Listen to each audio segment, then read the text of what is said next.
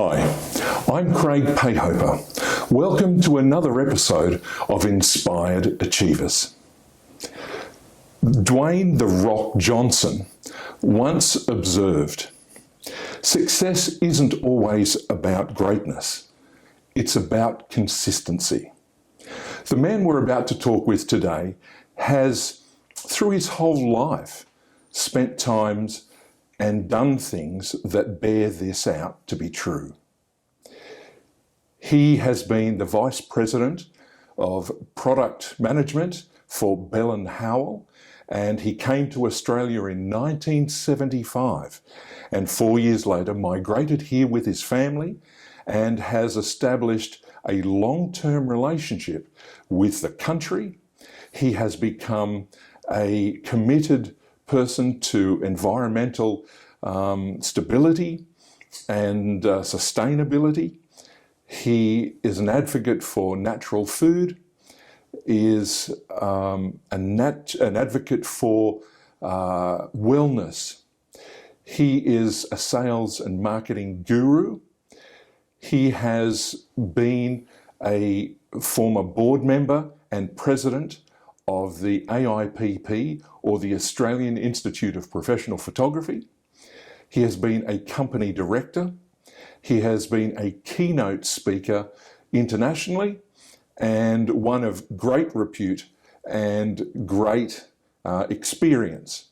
He is a writer, a broadcaster, an author, and most importantly, a photographer. When I was doing my research on this man, I asked a couple of people in the industry, the photographic industry, what they thought of him. And universally, it was an expression of how much his passion and love for photography touched and inspired others.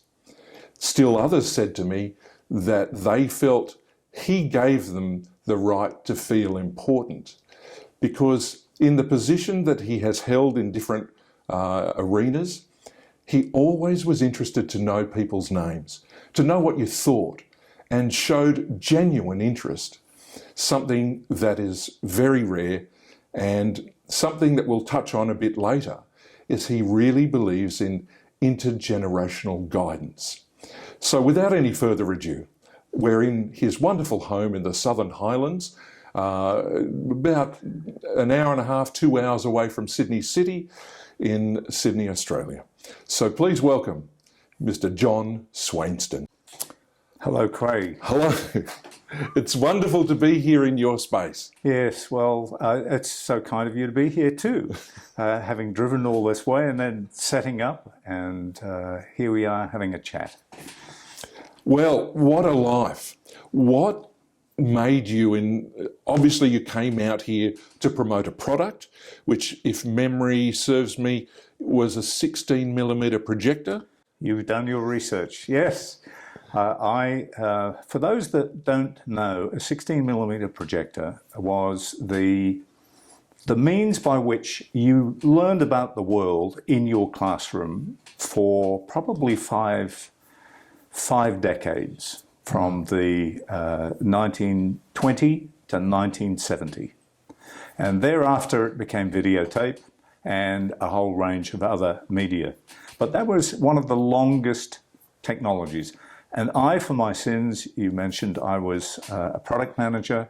I was the product manager of the last 16mm projector made, wow. The TQ2. The TQ3. TQ3. TQ3, yes. Goodness, how quickly I forget. It's only 50 years ago. And so 4 years later, you were obviously impressed with the country. You came with your family, yes, to set up a new life. That's never easy. It was the second time we'd done it. We had moved from the UK to Chicago, which was the headquarters. Wow. It was an extraordinary experience. I think I multiplied my income by a factor of 5 by moving from the UK to the US in 1976. And that was the end of an era of political turmoil in the UK, and I really didn't like the dourness of England. I certainly didn't like the weather. My wife is from Mauritius, and she didn't much like the weather. So we had good reason to move to Chicago, only the weather was worse. As a result of that, we moved to Australia on a company transfer. And in 1980, Malcolm Fraser introduced the opportunity for people to change their resident status to permanent residence. And they picked up, I think, about 150,000 people who were poorly documented. And I was here legitimately on a 3-year company transfer. And for $150, we became Australian residents and later on allowed to become citizens. But thereby hangs another story. Your passion, your enthusiasm has changed the face of an industry. I don't think I would take it that far, because I had the good fortune to encounter other people that shared that passion. Two of them were from Kodak. And after I'd been here about 2 months, they invited me over to the Annandale office, which was their Sydney office in those days. And they spent 4 hours sharing everything they knew about the Australian industry. They said, anyone who's going to be involved with selling Nikon equipment, which is what I was involved with, yes, should know about the profession, what the amateur market is like, and what the retail market is like. And, Bruce Sinclair and Peter Rattray were two extraordinarily important people in those early days. And a couple of professionals, Richard Bennett, who is still a practicing photographer, an award-winning OEM down in Tasmania, and the late Ian McKenzie and his partner Robert Gray in the profession were the three people that really gave me an insight into the profession. Wow. Some of them were Nikon users, some of them were Canon users. And people were surprised that I would talk to anyone from Canon. I said, there's an old Chinese idiom, keep your friends close, keep your enemies closer. That's right. But they weren't enemies. They were actually partners. And that's one of the things that I probably, if anyone would pick anything out about me, that I had many friends who were sharp competitors, and we competed madly in the marketplace, almost to the death. But I respected them because they were so good at what they did for their brand. Yes. And I think we shared that view of each other, and there was a mutual respect. And one of them is now a very, very dear friend, and we collaborate on a couple of commercial activities together. Tremendous.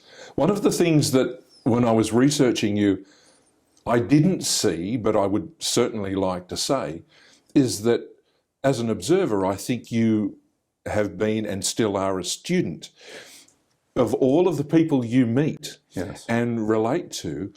You want to know their story, you want to know their name.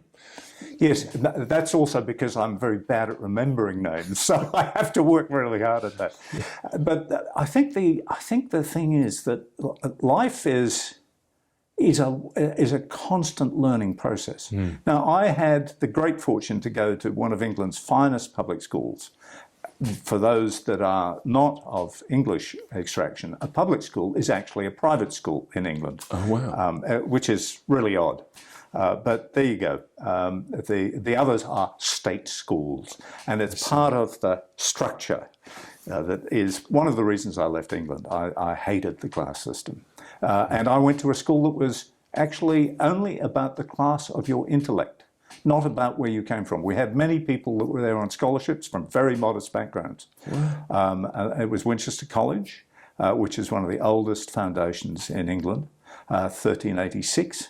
When I went to the 600th anniversary of our school here in Sydney, people said, 600 years? That's 3 times the life of European settlement in Australia. Yes. Of course, at that stage, in 1983, they said, that's 3 times the life of Australia.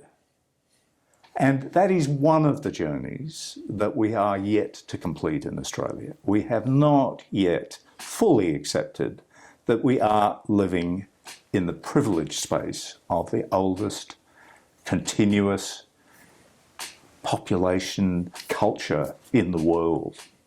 And Australia had the cultural cringe. My goodness, how we have got so much to learn still. Oh, absolutely. Yes.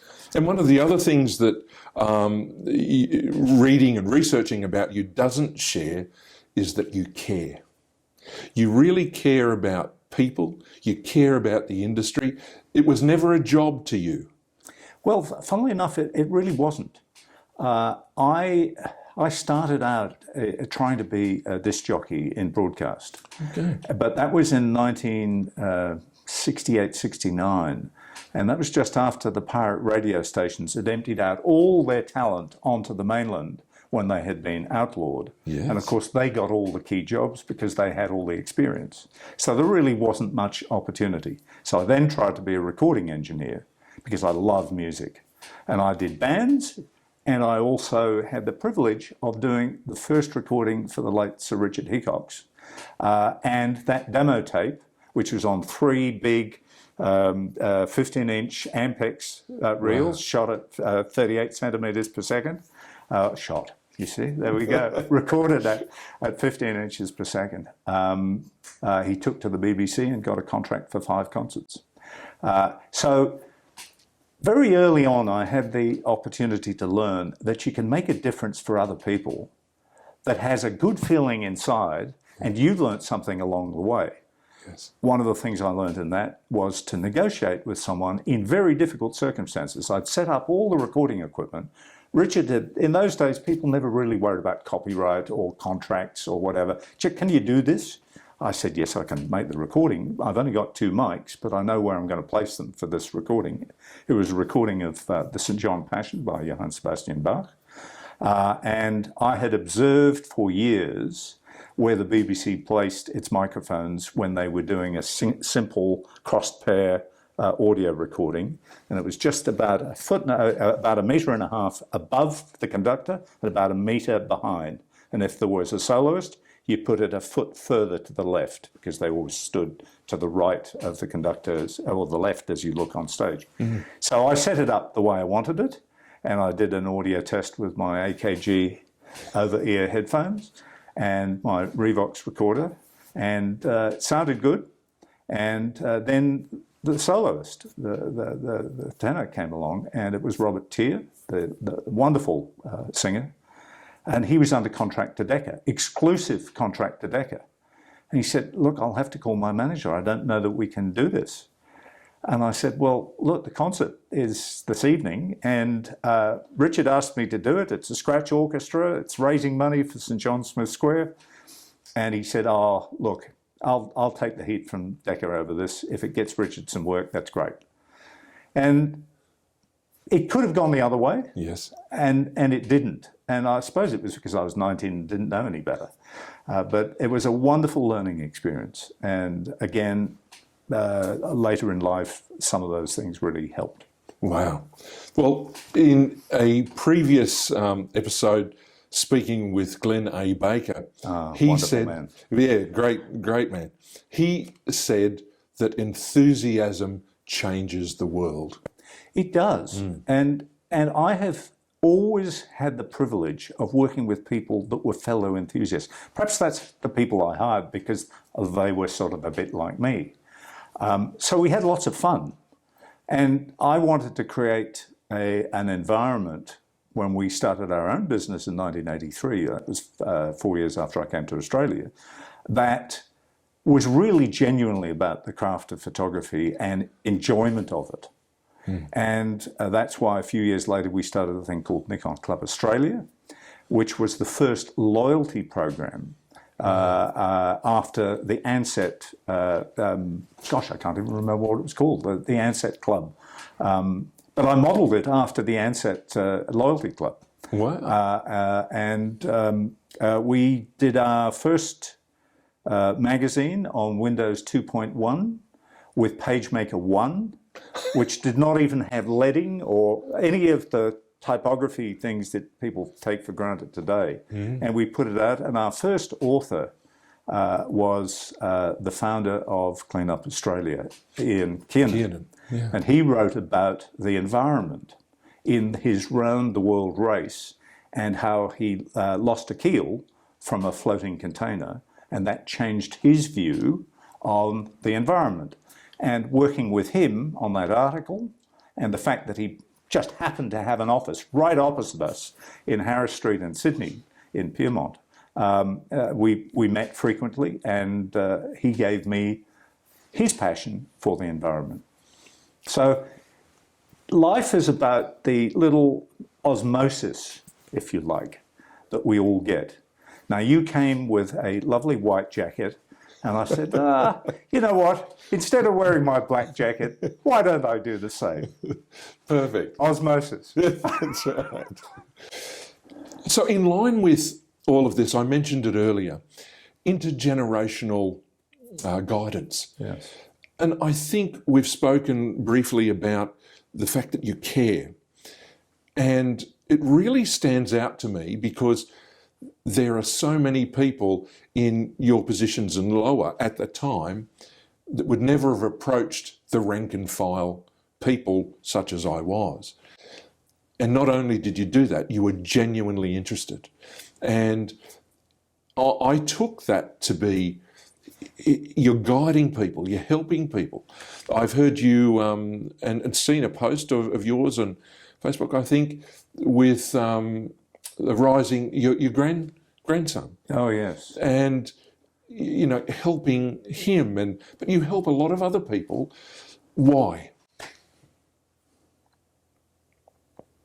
That's a really tough question. I think it's because I had parents who helped me, and my father was 50 years older than me.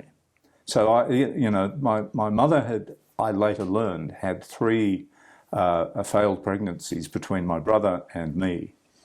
And so perhaps I was cherished a little bit more because I made it. But my father really never felt that there should be a generational gap. And so we did lots of things together. I didn't call him by his first name or anything because he was born in 1899. Wow. So, you're talking to a very old person when you're talking to me.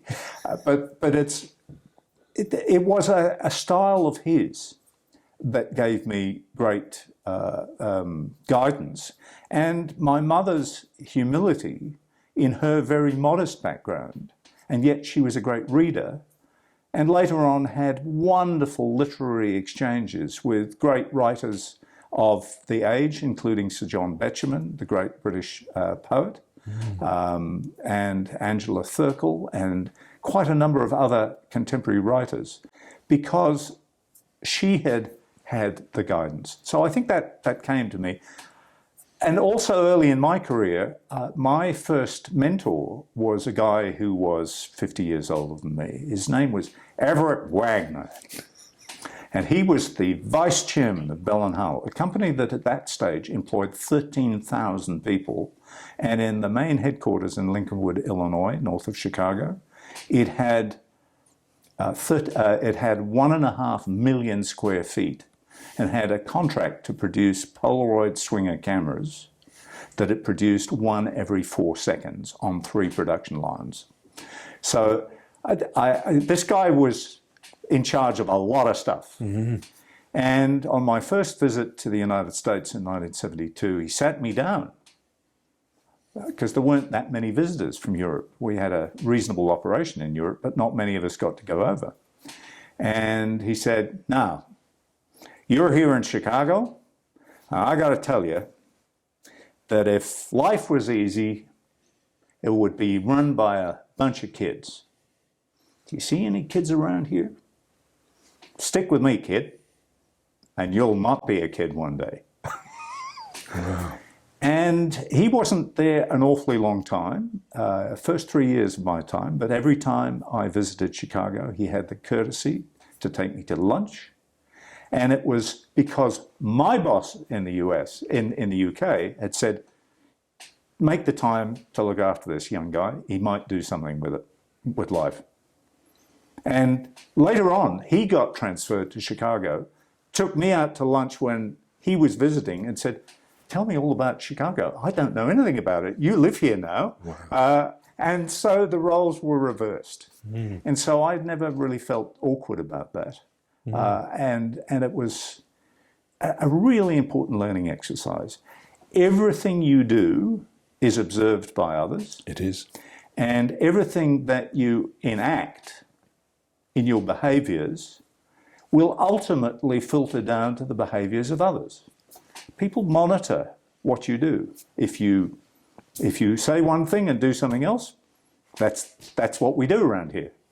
No. So it's a really important lesson in life, and I learnt it from others. Well, I'm a benefactor along with several that I spoke with who feel the same way. I think, I don't know if he actually said it, but John F. Kennedy was reported to have said, "All boats rise with the tide." And so I think you've given that to a lot of other people as well, by simply acknowledging them, asking for their opinions, and taking the time. And it's been a marvellous experience for us all. And it stood out because no one else did it. I think people did it in a different way. And You're very gracious. Yes, but I observed those people doing it in a different way. Okay. And I get together with many of my contemporaries in the industry 3 times a year, and we still do it. And some of them fly to Sydney from where they now live. Wow. And I realise I lived in a very privileged era of the photographic industry when it was an industry. Yeah. And I saw our little local Australian industry go from 250,000 cameras a year to 2.5 million, and back to 250,000 a year. And so you can see that things rise and fall, and we're back to the same kind of customer now that I remember as the passionate, engaged customer that's trying to make great images, but today they're making lots of moving images as well. Yeah. And the technology that we're using here, we're sitting in a room which enables us with cameras that cost roughly 1/100th of what a black and white Plumicon tubed camera, when I started out, that Reader Fusion might have used in this first studio that I worked in, and we're doing it in a home, and we're producing 4K broadcast quality. That's remarkable. It is. People say to me, "You worked in just one industry most of your life." I said, "No, I worked in 7 different industries." Because the technology started with 16mm film. It then moved to through 1:2:6 as a still format to 35mm. We moved from film to videotape, pneumatics to 1/2 inch. In broadcast, we moved from 2-inch to 1-inch to all sorts of different formats. And now we just go straight to SSD memory. There's no format at all. Yeah. It's agnostic. And so it's all about content, and always was. If you think back the history of photography, it was always about creating content. And we're back to where we were. So with such an exciting time that you've spent in the Australian photo industry, who are some of the people that really stand out to you that you've met and become friends with? I'd have to say, first and foremost, David Moore. David Moore was Australia's first international photojournalist, I think is how I would best describe him. He worked for Max Dupain initially from 1947 in his studio, commercial studio, and very quickly realised that he had a view of precision in photography, both in documentary work and in landscape work and so forth, that was of a different order to Max. Max was a really good commercial photographer. He could turn out really good quality work day in, day out. A lot of it is good quality work, but a lot of it is not great work. David was intent on making every photograph a great photograph. And he was a customer of mine. only in the service department, because he kept his cameras for way too long, and we just serviced them. So he had a Nikon FE, and when we came out in 1982, 1983 with the FE2, which was a magnificent, small film camera, I said, David, you've got to move to this. He said, mine works fine and you keep servicing it. Why would I change? So I learned from him that it's about the photographer, not the tool. And that's why I never worried about whether someone used a Canon camera to win the Australian Press Photographer of the Year awards or whether it was one of ours. It was nice when it was one of ours. And 75% of them did use ours at the time. But did it matter? No. It was about the picture. It was about the guy who made the picture. And in those days, of course, it was the guy. Today, the great thing is that of working photographers, probably 65, 70% of them are women. So that's another wonderful transition that's taken place. But my goodness, it was hard work for many of them. Mm-hmm. But David Moore was clearly an inspirational person for me, firstly because he took the time. I remember I once had some pictures of mine that I'd just gone across and got some 35mm slides, and they were sitting on the light box. And he came in unexpectedly and came into my office, and he said, "Oh, what's that over there?" And I said, "Oh, so I've just had them in. Sorry, I just put them out at lunchtime." And he said, "Oh, you've been documenting Piermont." I said, "Yeah, yes, I have, because that's where our office is. And I love the light on the building from the city." In those days, it was before the Star Casino, so that we still had the power station there. And the light off the city was just fabulous in the winter. You'd get a low western sun, and occasionally it would peek through the clouds, but the clouds were still out to sea, so you had this black sky and beautifully lit reflective windows. And he said, "I think you've got a bit of promise there." Now, this was God. In the terms of, yes, minister, it was GCMG. God calls me God. And David was God to me because he just could observe and record things. And I learned a lot about the value of the document from him. And the other one I think would be Lewis Morley. Now, he really, he worked very closely with the entertainment industry, and that's something that he has in common with you. He recorded the lives of lots of people on the stage, and he was a great stage photographer. But he came to fame by doing all the photographs for Beyond the Fringe, which had Alan Bennett, Peter Cook and Dudley Moore, just to mention three of the five of them, and recorded lots of their work. And then in 1963, he did one remarkable photograph, and it became a noose around his neck. And it's one of the reasons why he left the UK, because he was regarded as the photographer of Christine Keeler and nothing else. Yes. But his body of work was exceptional, and he documented the 60s like no one else. And again, he took the time to show interest in my interest in him. I think all of us like a little bit of a reflected glory. But he was a wonderful artist, first and foremost. He was a great sculptor. Most people don't know that. And he worked in fascinating materials that you wouldn't even think about.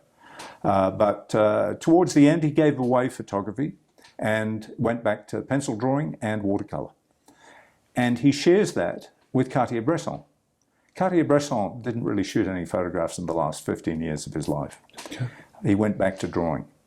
And if you haven't seen it, there's a wonderful French film made of Cartier-Bresson's work where he talks about some of his disciples, people that worked with him.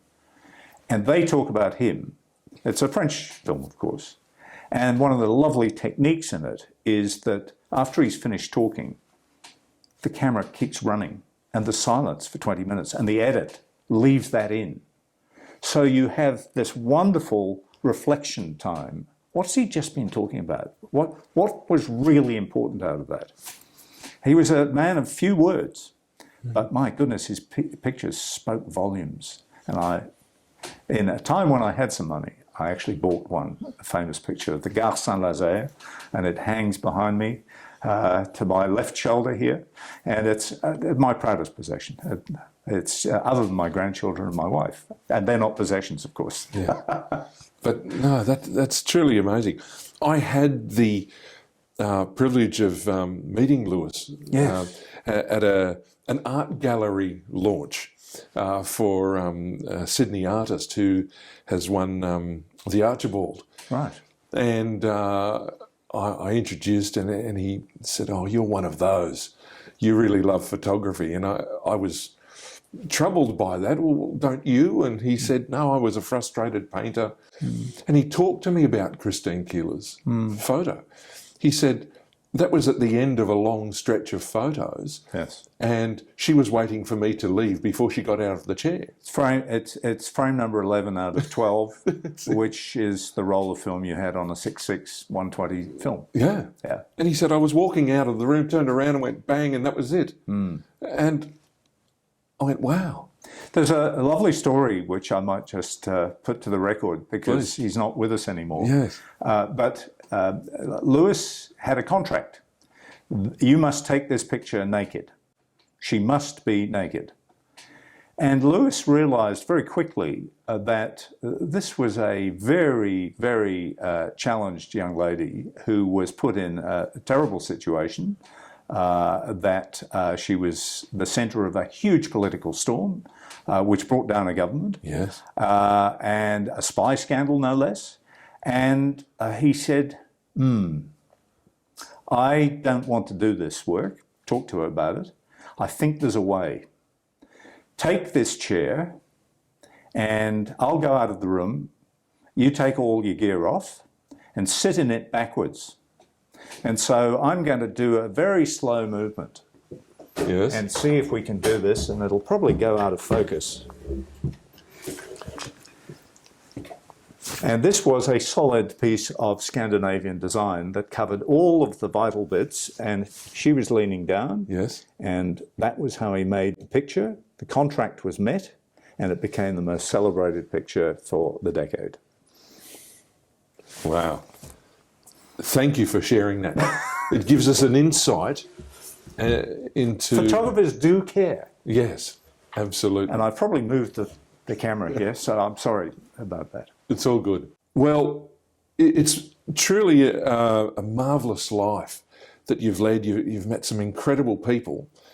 But with all of that reflected glory, as you said, you've embarked on a project, I believe, which has taken into account every Anglican cathedral in the UK. In England and Wales. In England and because Wales. the Scottish Church is not part of the Anglican Communion. Okay. So there we go. So, can I ask why? And was it hard, or is it hard? So I mentioned earlier in the interview that I went to Winchester College. Winchester College was adjacent to, but founded by, the same person that was the most famous Bishop of Winchester, a man called William of Wykeham. And by 1380, the Cathedral of Winchester had been completed. It took 250 years. It had had the main tower fall once and was rebuilt by then, and they added some flying buttresses to keep the walls from collapsing. So they were not part of the original design. And I was going to Photokina in 2016 and thought, you know, I'd love to go and photograph my old adjacent cathedral where I had sung and a number as a chorister, a number of wonderful performances of famous works by Bach and Vivaldi. And I wrote to the Cathedral of Winchester and said, can I come and photograph? Obviously, I know I'll need a permit. And after a lot of exchanges, got that opportunity. And I thought, well, if I'm doing that, let's go to a few others. Chichester, which was where my preschool had been, where I had also sung as a treble in a choir. And I'd always sat in the pews listening to very long sermons, and my eyes had sort of gone up because I really didn't want to listen to the sermon when you're that age. And I had sort of taken in they were pretty special. But by 2016, I'd done some reading and found that there was really quite an extraordinary amount of skill in building them, because they were built with plumb lines and string. There were no drawings. So I got permission, and in the end I went to Salisbury, which is down the road, and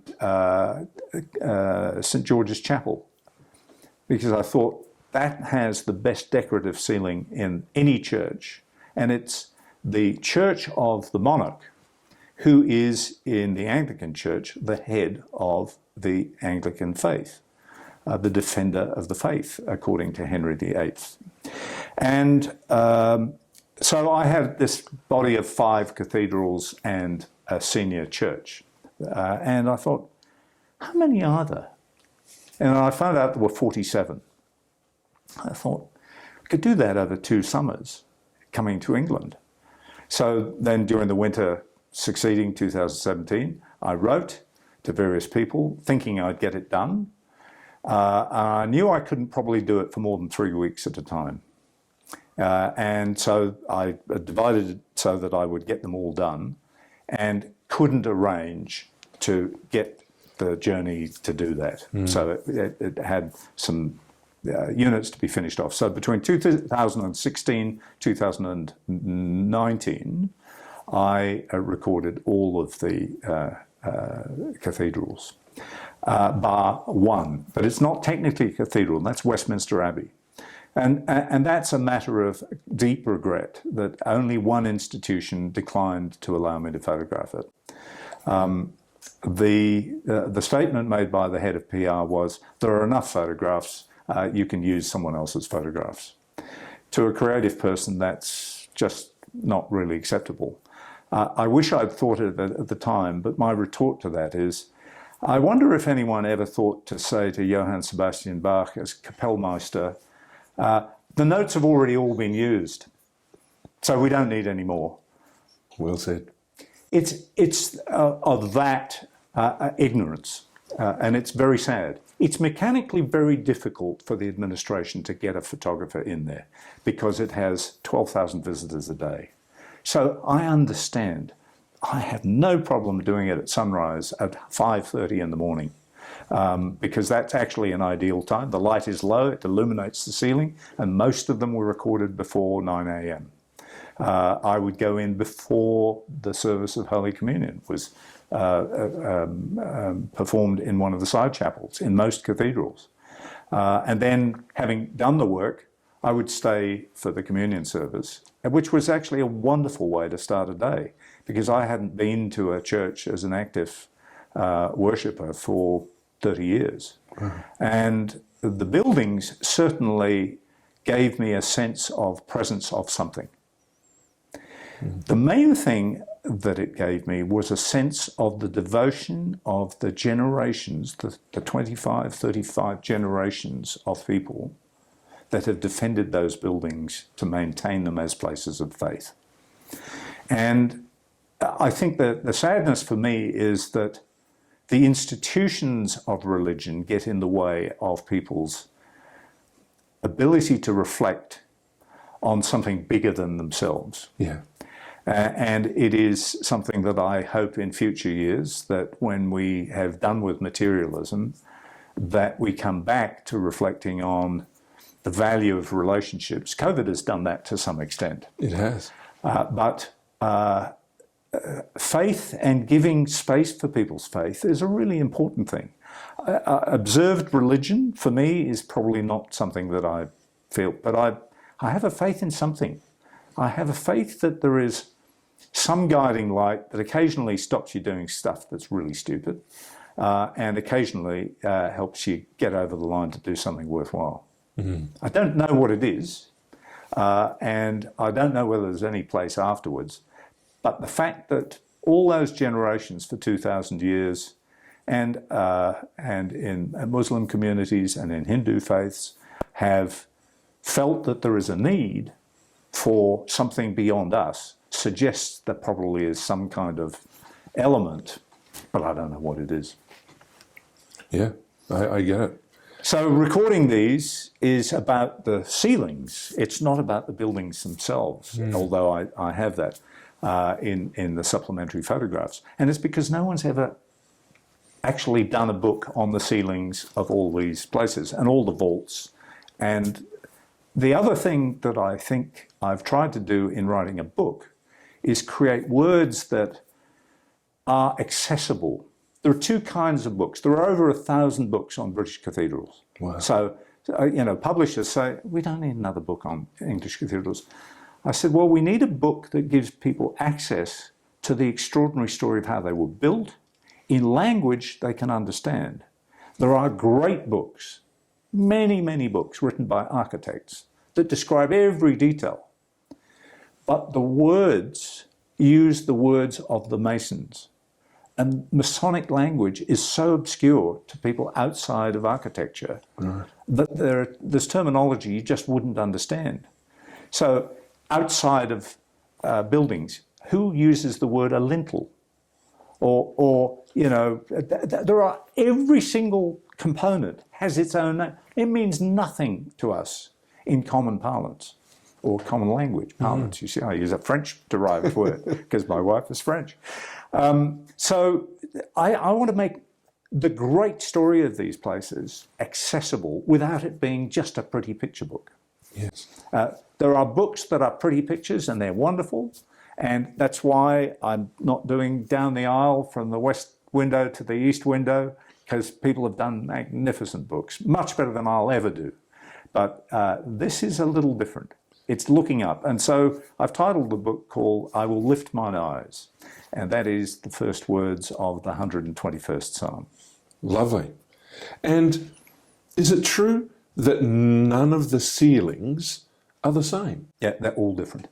Every one of them is different. It's almost like a fingerprint that's totally different for each building. And that comes about because, A, the space was different. They did get some of the same builders, but the ground was different. So in the case of Winchester and York Minster, they are floated. Great beams. A third of the New Forest that was founded in about 1000 AD was cut down to create the beams on which the floor of Winchester Cathedral was floated, because it was built on a marsh. So there are less than 2 meters of foundations for this building, which goes up nearly 100 meters. York Minster is the same. And when they did some excavations in the 70s around York Minster, the building started collapsing because the water table changed. And so there was a massive critical 20 years where they propped up the building, pumped millions of tons of concrete into the basement to, shore it up. And Winchester had a similar problem. Wow. The logs started drying out because the water table shifted as buildings around it. So every one of them is different for lots of reasons. Okay. And some of them you go and you find that the tower has shifted 6 meters over, 6 feet over a period of, that's 2 meters, over a period of 1,000 years, because one bit didn't have the foundations it needed for that particular bit of ground. And the French builder that came across, or the Norman builder that came across, hadn't done a survey adequately to work out that that bit wasn't going to work. So, yes, there's some really remarkable stories. I'm still lost at 1,000 logs for a foundation at 1000 AD. Well, the recent fire in France, yes, they are now rebuilding that with oaks, and they're going to take about a third of the mature oaks of France to rebuild that cathedral.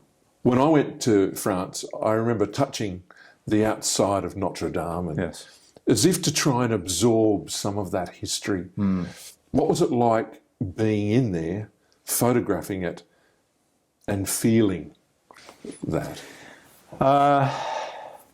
Well, in the case of the great cathedrals, and I mean, I did photograph Notre Dame, but not for the book. Right. If I could only get this first book done, I'll do the same for the French ones if I still have the physical capability. There are about 35 of those, and they came just before the famous English ones. So they're remarkable buildings of their own.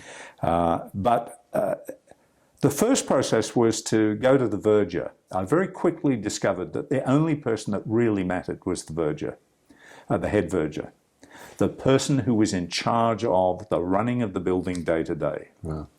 And universally they were helpful, and they introduced me to the head of the volunteers, who were the other group that were absolutely vital.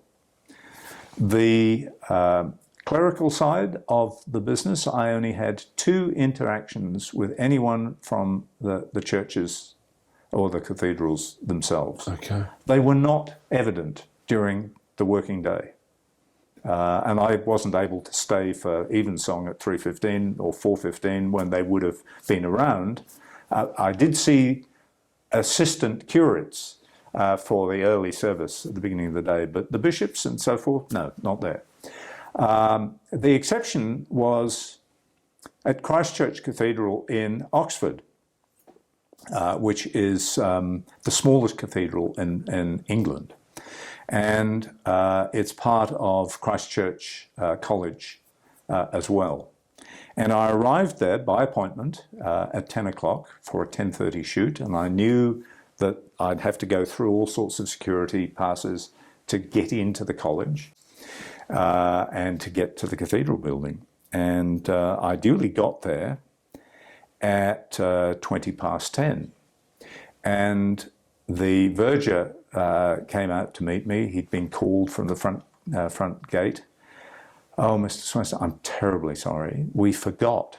It's the first day of the new university term, and we've got a service at 11 o'clock, and that'll go on until 1 o'clock.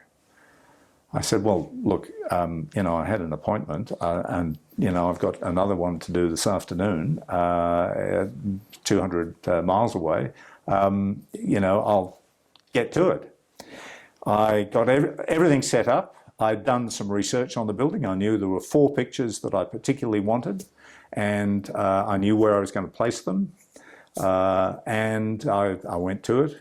I got to picture number 3, and the bishop comes out because he's going to check his lesson, that it's correct, and his prayers are set up when he's processed through the place. And he says, "Oh, wow, that's an interesting lens. Are you using a fisheye, are you?" He says, "On my Olympus." And I said, "Oh, a bit like you, one of them." He was a wonderful, wonderful, engaged, very keen photographer. And I said, "Bishop, I'm afraid I've got 10 minutes left to do this shoot before your service starts because I must be finished by 10:02. I've just got to get on with this, sorry."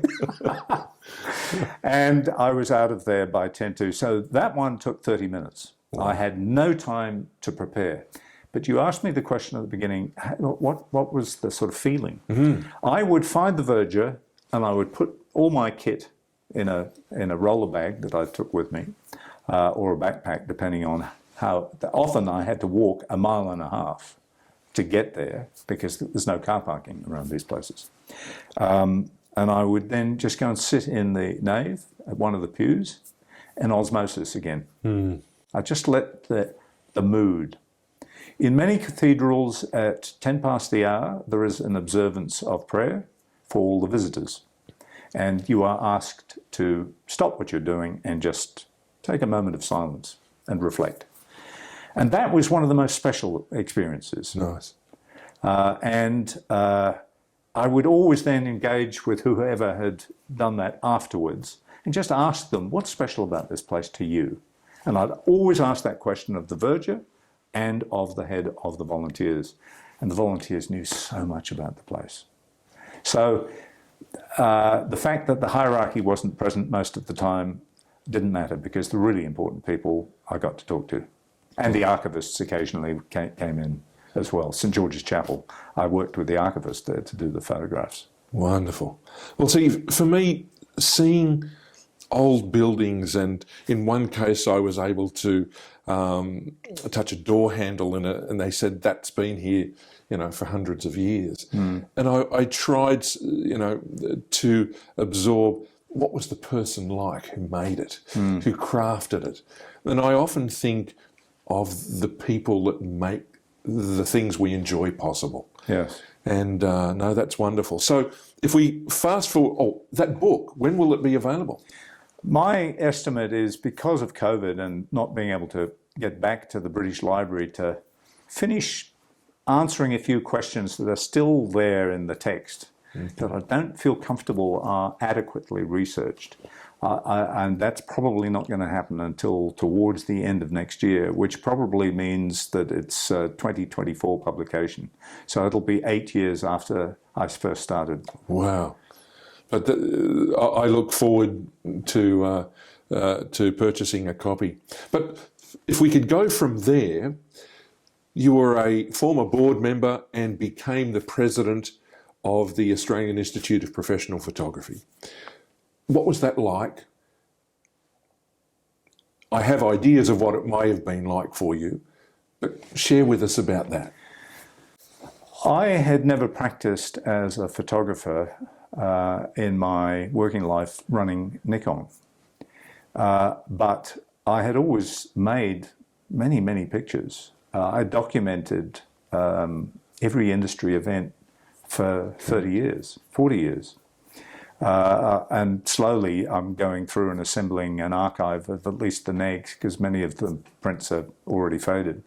And then from 2000 onwards, they're all digital files. And I have all of that. But I've never really practiced as a working photographer. I knew it was a tough life. The industry went through a tough time, and I felt after I'd given up full-time work, I should give something back from an industry that I loved. And I talked to the then president, Vittorio Natali, from Western Australia, and said, look, if there's anything I can do to help, let me know. And before I knew it, I had Paul Atkins from South Australia, also a board member, and Vittorio, and they got me onto the board. And I could see that there were a few challenges.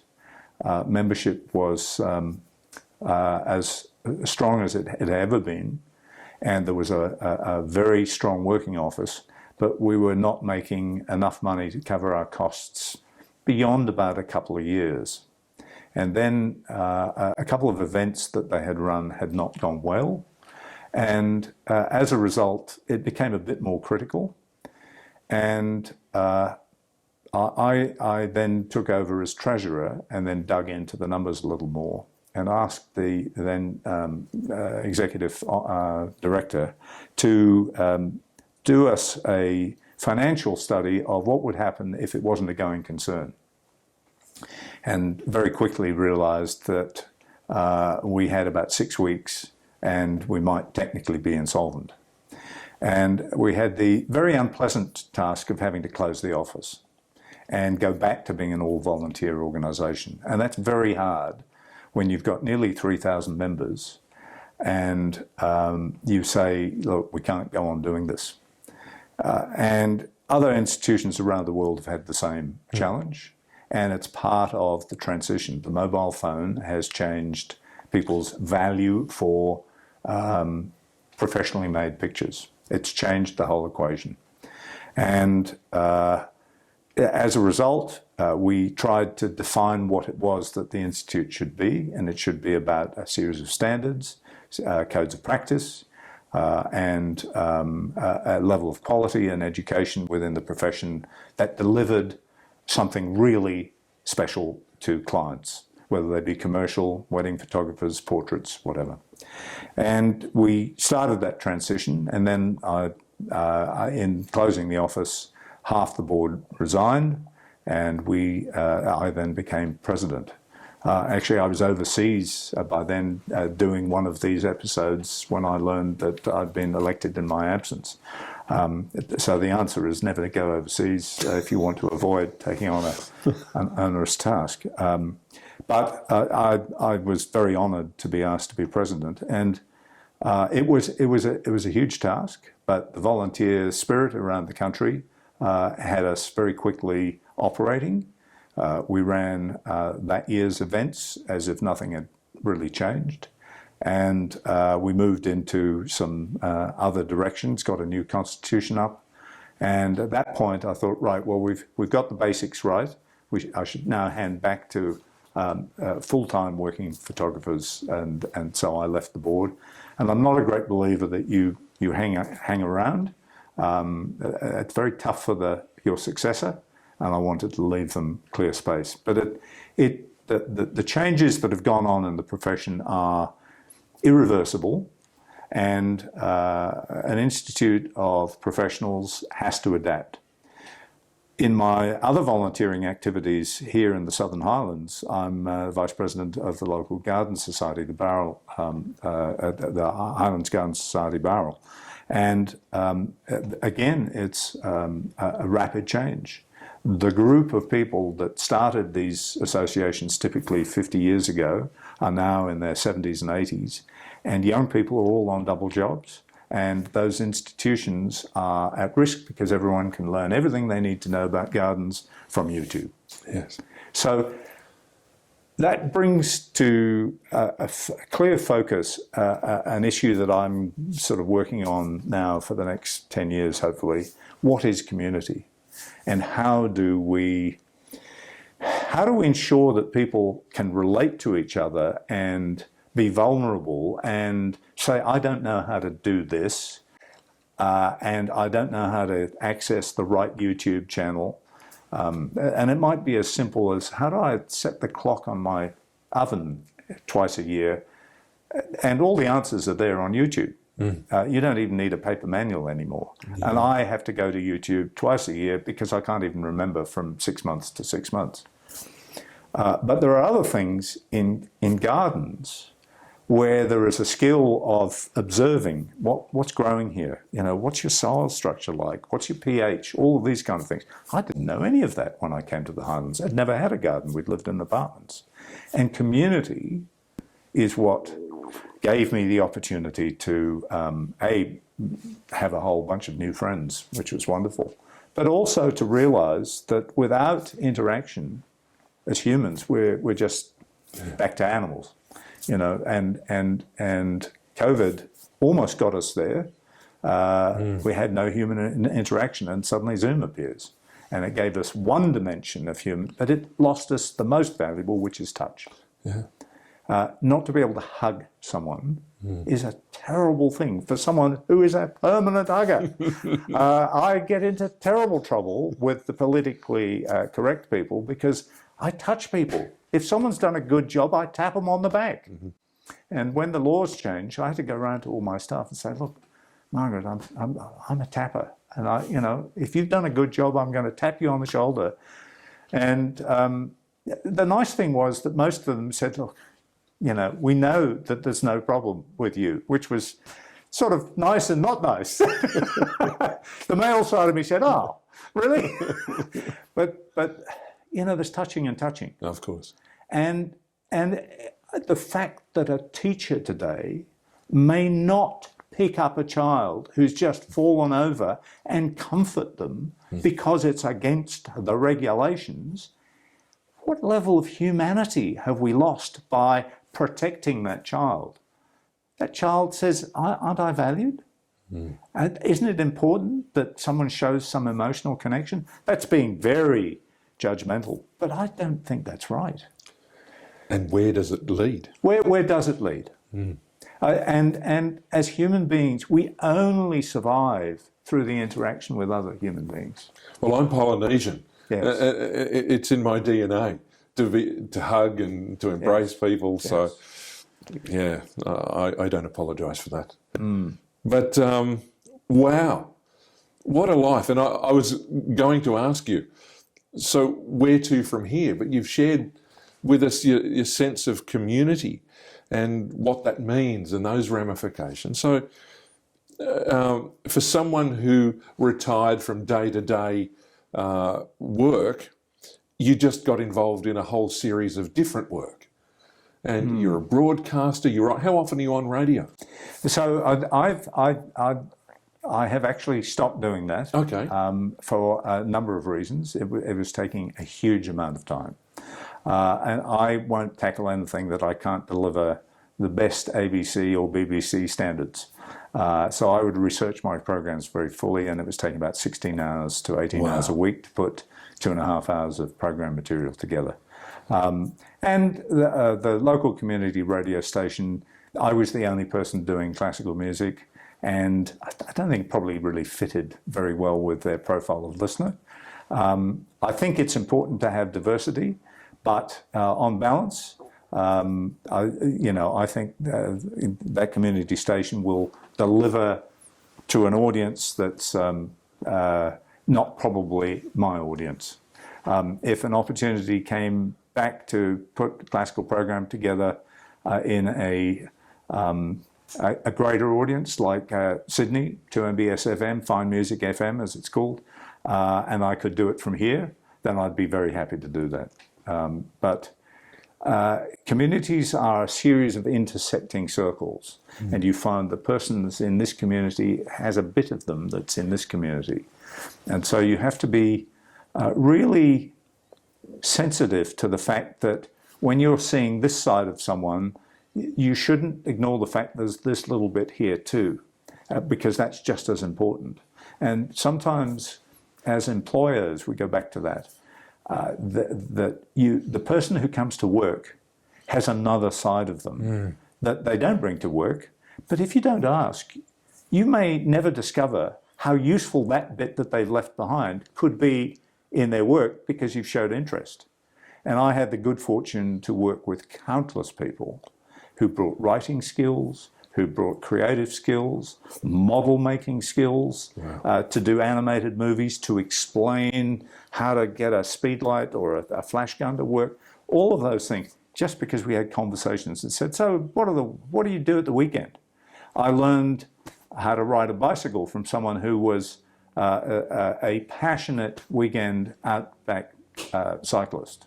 And I came back to cycling after a 40-year gap. Wow. And I then taught my grandson to ride a bike.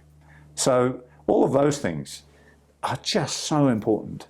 Take the whole person, and you'll learn a lot more than just taking the bit that you hired. Well, I don't know any other way to say it, but thank you so much for your time. Thank you for allowing us into your wonderful home, and for all you've done and contributed to the industry and to the world around us. Thank you. I've just been very lucky. Well, we've been lucky too. Thank you very much. Thank you, Craig.